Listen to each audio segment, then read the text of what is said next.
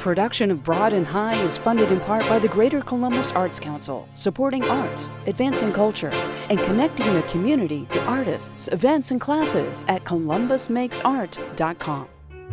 PNC, committed to Central Ohio, for the achiever in you. From these contributing sponsors and viewers like you, thank you. This time on Broad and High. Discover the latest mural to take shape in the short north. These koi are kind of coming out of this portal and you don't really know where it's from. I'll walk you through a quick and easy tasty appetizer recipe that is perfect for your unexpected guests or quarantine cravings. And we're bringing you the sounds of some Columbus middle school musicians. This and more right now on Broad and High.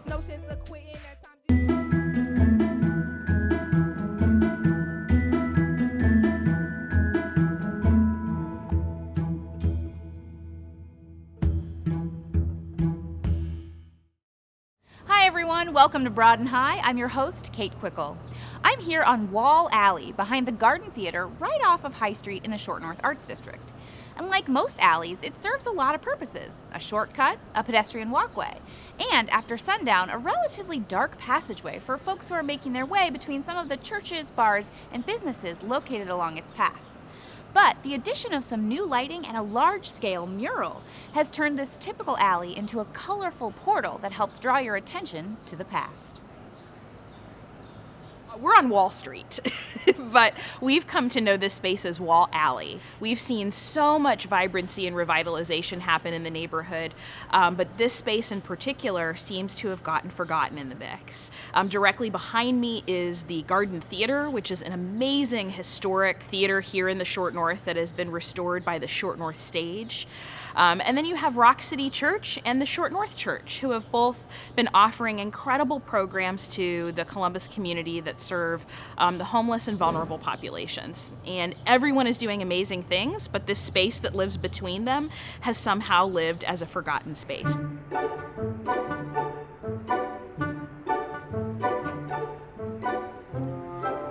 It is really kind of a nice walkway to get to some other places in the Short North, and it's also kind of like the beginning of the Short North. So it's kind of like a welcome mat.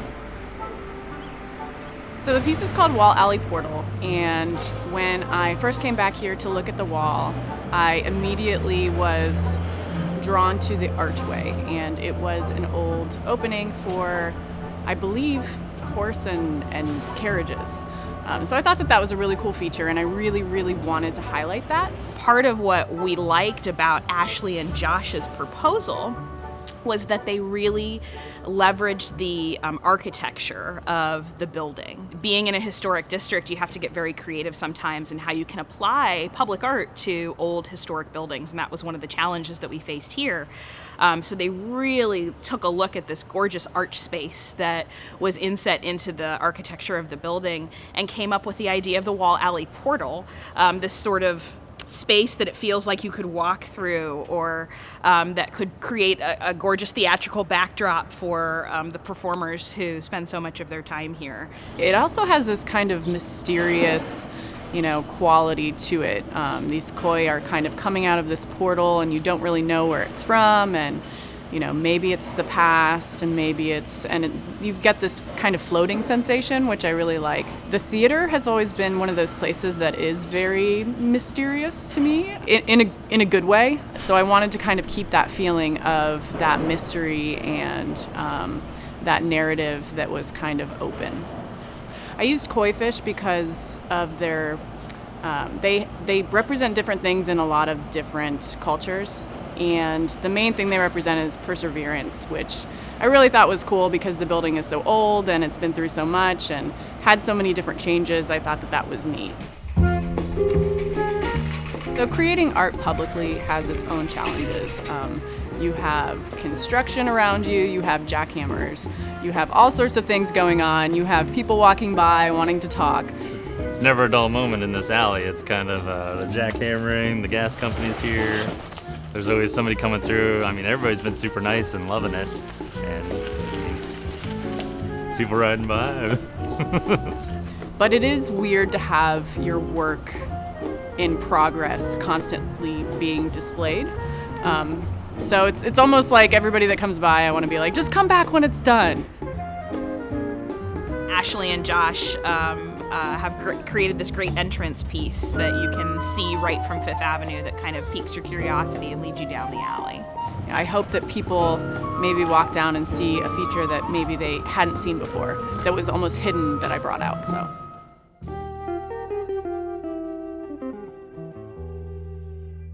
In addition to working with Ashley and Josh, funding from the American Electric Power Foundation is enabling us to creatively light the alley. So over the next several weeks, we'll be installing colorful lights so that at night you will see this colorful rainbow glow that fills the alley space. The hope is that community groups and nonprofits that line the alley will be able to, from time to time, close it down and do their programming and activities with this great creative backdrop that we've created.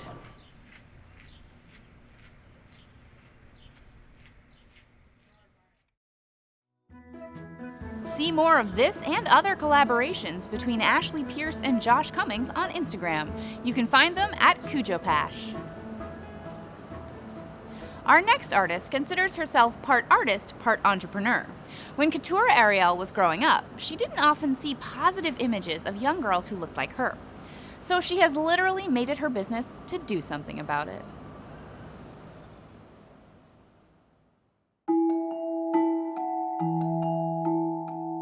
I am originally from Toledo, Ohio. My family is from Detroit. And then we all kind of migrated down here when I went to Columbus College of Art and Design.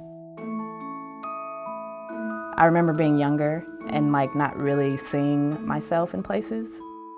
Like when I was younger, I couldn't find paper towels that were brown, you know? Like I couldn't, so I made my own. And I did that as like a 6-year-old little girl. I made my own paper towels, and it grew to like a collection of like 1,000 paper towels because that's how dedicated I was or passionate about seeing things that look like me in the world, you know. So with my work, I want to show like people of color, Black people doing regular things, you know what I mean, existing in their regular life and being happy or being sad or being playful or being in love. Like that's all very important to me to just illustrate those moments, because you don't see them as much as you should, you know. But I always knew I wanted to make art.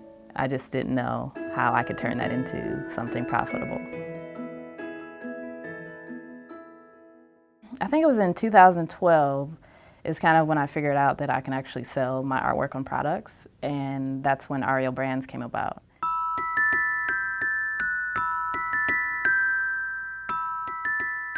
I basically took my artwork and started putting on everything that I could think of, like literally printing it on everything I can think of.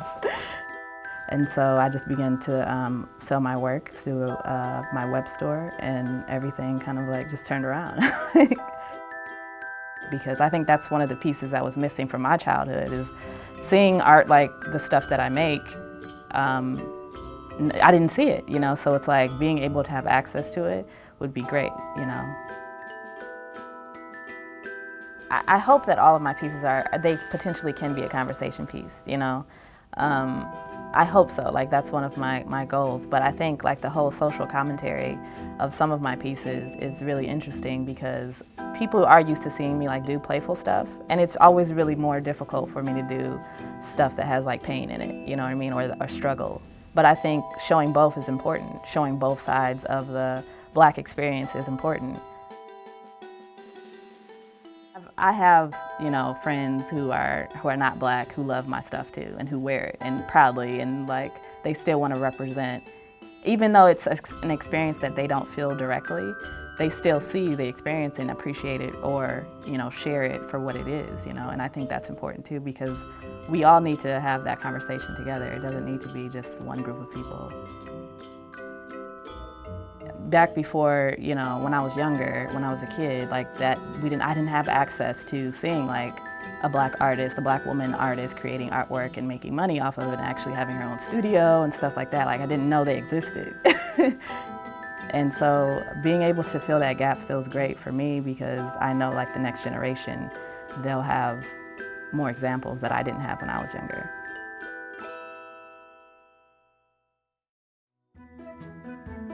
Keturah has also illustrated several children's books, including the recently released I Believe I Can, which was written by author and actor Grace Byers. Learn more at KeturahAriel.com. It's time for our next installment of Kate's Quick Bites. Today's recipe is definitely one you're going to want to file away for future use. It's a quick and tasty appetizer that is perfect for unexpected guests or even your random quarantine cravings. Trust me, eating your vegetables has never tasted so good. Smells cheesy. Are we done? Is the cheese part over? These will probably be like the best spinach balls ever because it's high quality cheese.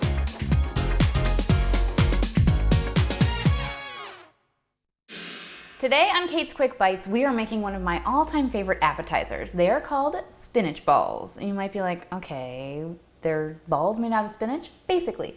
But there's also Parmesan cheese, there's butter, there's eggs, so, you know, lots of things that are kind of a vehicle for deliciousness, and the spinach just is along for the ride. This is an appetizer I grew up eating. My mom would make these anytime we had company coming over. They're super easy to make. They all kind of go in one bowl. You mix them up, you roll them into balls, you freeze them, then pop them in the oven. And the great part about that freezing step is you can make them ahead, freeze them, keep them in your freezer, and then pop them out whenever you have company coming over or whenever you just want a delicious snack. For this recipe, you will need one 10-ounce package of frozen chopped spinach, 6 tablespoons of unsalted butter softened, 1 cup of seasoned breadcrumbs, 3 eggs, and half a cup of Parmesan cheese that we will grate. Okay, we're gonna whisk.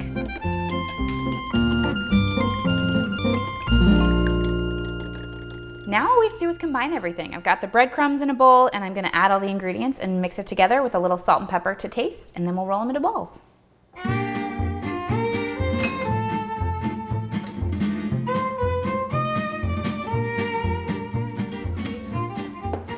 My butter wasn't quite as soft as I would have liked. So you get a little arm workout. And you can't really screw it up. You just gotta work harder if your butter's not soft. I'd say we're there. So I'm just gonna add a little salt and pepper to taste. One last mix. Okay, once you've gotten your arm workout in and you've mixed everything together, it should be smoothly incorporated.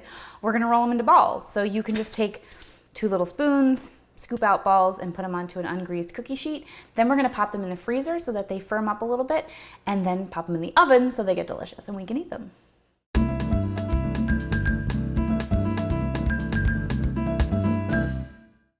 Now we've got our mixture rolled into this perfect little army of green spinach balls. We're gonna pop this tray in the freezer and just let them firm up for about an hour so they're frozen solid. And then if you're ready to eat them right now, you can pop them in the oven for about 15 to 20 minutes at 350 degrees and enjoy. Or you can keep a bag of the uncooked frozen spinach balls in your freezer and bust them out anytime you're having friends over. So you're all set. Find this and more recipes at WOSU.org, and let us know about your quarantine cooking experience by using the hashtag Kate's Quick Bites. Just before we all went into lockdown due to coronavirus, we had a visit from some members of We Amplify Voices.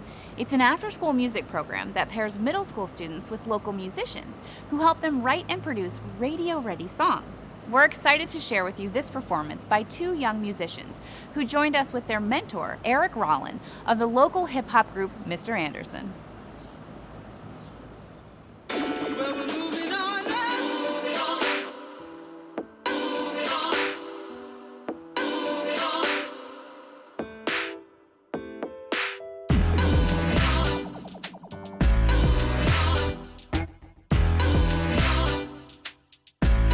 Yeah, do this for the culture, for the remedy, do this for the masses, and make them remember me, mix it with the passion, and do this for me, you do this for you, I do this for me. Yeah, I do it for the young ones, in the jungle for the moms that manage to keep their head up through the struggle, and so what if they mad, just stay on your hustle, they praying that you down bad, they wanna see you fumble, so stay on your mission, even at your lowest, sky is the limit, just stick to your motive, there's no sense of quitting, at times you feel hopeless, get what you put in, so maintain your focus. Yeah, people feel my energy, soothe them like a remedy, made her come up, used to down down all my enemies. All my past tenses try to always meet ends with me. If I let them in, then I know they'll be the end of me. End of me, end of he, end of she, end of who. Dodge my haters and I hop in the booth. Yeah, not in the hill, that I still feel my roots.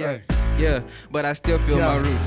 Do this for the culture, for the remedy. Do this for the masses and make them remember me. Mix it with the passion and do this for me. You do this for you, I do this for me. Do this for the culture and the remedy. Do this for the masses and make them remember me. Mix it with the passion and do this for me. You do this for you, I do this for me. Moving on up, all me, no luck. Y'all sleep, I'm up, y'all weak, I'm tough. Don't trip for none, laced up, no chucks. My songs blow up, I don't give up, yeah. Cause I got a lot ahead of me, and I won't stop till my dreams and my reality. Clowning anyone who ever doubted me, and those who look down on me, they never seen the side of me. Ambition that's inside of me. Do this for the culture, for the remedy. Do this for the masses and make them remember me. Mix it with the passion and do this for me. You do this for you, I do this for me. Do this for the culture, for the remedy. Do this for the masses and make them remember me. Mix it with the passion and do this for me. You do this for you, I do this for me. Hey, do it. Do this for you, I do this for me. Hey, yeah, do it. You do this for you, I do this for me. You do this for you and I do this for me. Do it for you. Do it for me.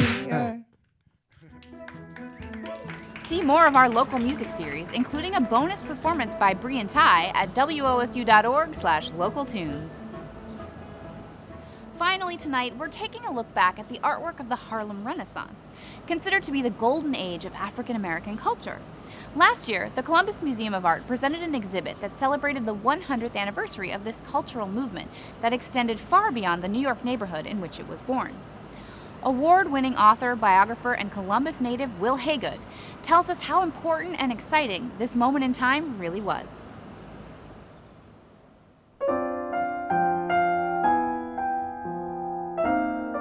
This was a very, very, very unfair, unjust, wretched country for blacks who wanted to express their art. The real meat of the Harlem Renaissance went from about 1920 to 1930. It was just this great artistic reaction to all of the racism and hardships that American soldiers saw during World War I when they were overseas. So their mindset was, how come the French and the Italians treat us much better than we are treated back in the United States of America, and here we are fighting for the freedom of our home country. And so when all of these soldiers came back into their communities, there had been a lot of essays and articles written about the desire for black patriots to support the arts and to express this genius that had been ignored for so long. So you had this movement that grew out of bloodshed in a war that all of a sudden now could be symbolized with music, dance, theater, literature, book writing, and that's how it sort of started to flourish in the early 1920s. It is the one artistic movement that is undeniable in the maturation, political, economically, socially, and definitely artistically of this country. That's why Harlem Renaissance art hangs in the White House. That's why Harlem Renaissance art is celebrated in Canada and France and Germany. It's just an undeniable recognition of a great moment in this country.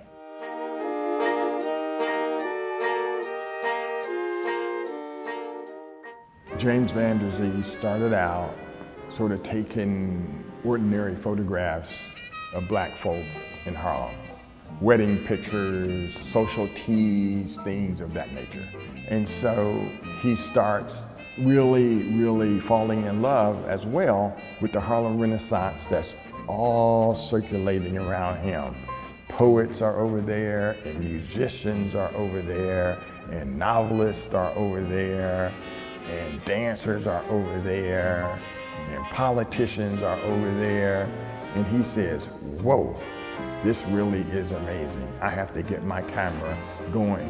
And so he was the first photographer who really recognized that this movement needed to be captured.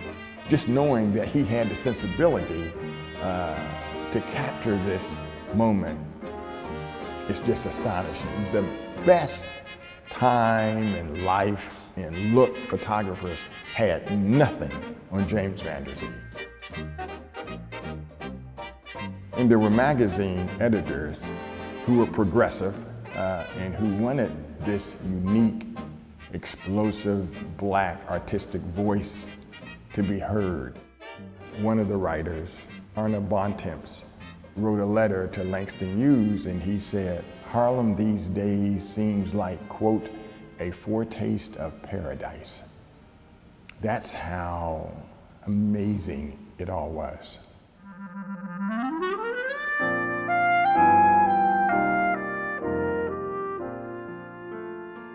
I knew I wanted this exhibit to be heavy on writers because I'm a writer. One of the great things about the Harlem Renaissance is that these writers and these artists had a real sense that they were doing something unique.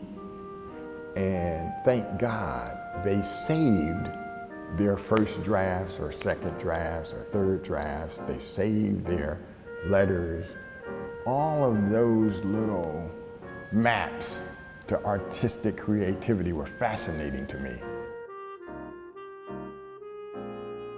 Art helps, I think, soften the humanity in us all. And so were it not for this movement, other art movements might not even have sprang up. I mean, the Harlem Renaissance gave women, gave impoverished people all over this country a hint of just what you can do if you want to put your art on the line. And it's all they really wanted is to show America that if you give us a fair chance, we will produce greatness.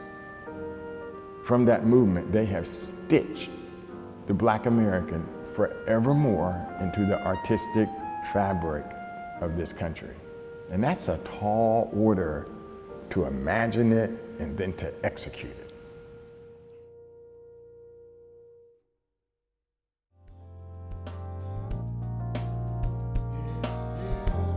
That's our show. Remember, you can find all of our stories online at WOSU.org, as well as on our free WOSU mobile app. And be sure to give us a follow on Facebook, Twitter, and Instagram. We're closing out the show today with music by Mr. Anderson. For all of us here at WOSU, I'm Kate Quickle. Thanks for watching, and we'll see you back here next week with more great stories of Columbus creativity. Is yours, so what's mine? Yeah, what's mine is yours. What's mine is yours. Don't you know? What's mine is yours. So what's mine? It's yours, seeping straight through your pores. Do it until they pause, undeniable force. Working it like a horse while they second guessing the sauce. Sentence to stupidity, staying lost in the sauce. I just want my freedom, how much does it really cost? They look at me like I ask, is it silly to swim with sharks?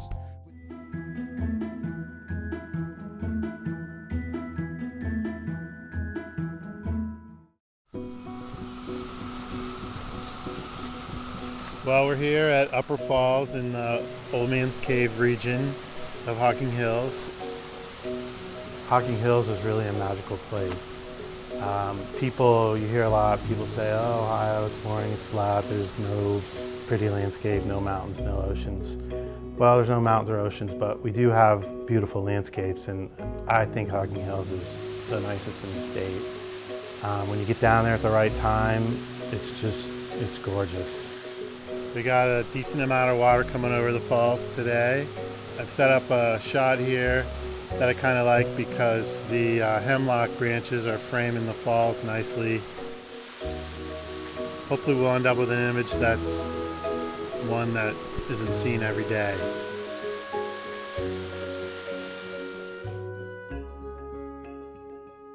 I started my career in the advertising business and worked in that for 16 years and picked up photography as a hobby along the way.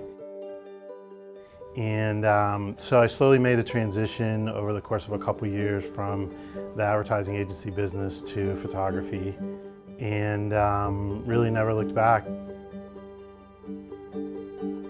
I usually go to Colorado every fall. It's probably my favorite place to photograph. I just love it out there.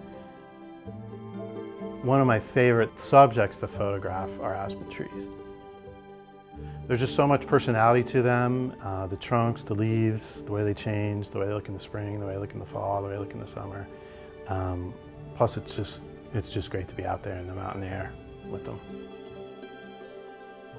When you get out there in nature, it's great to get away from the hustle and bustle.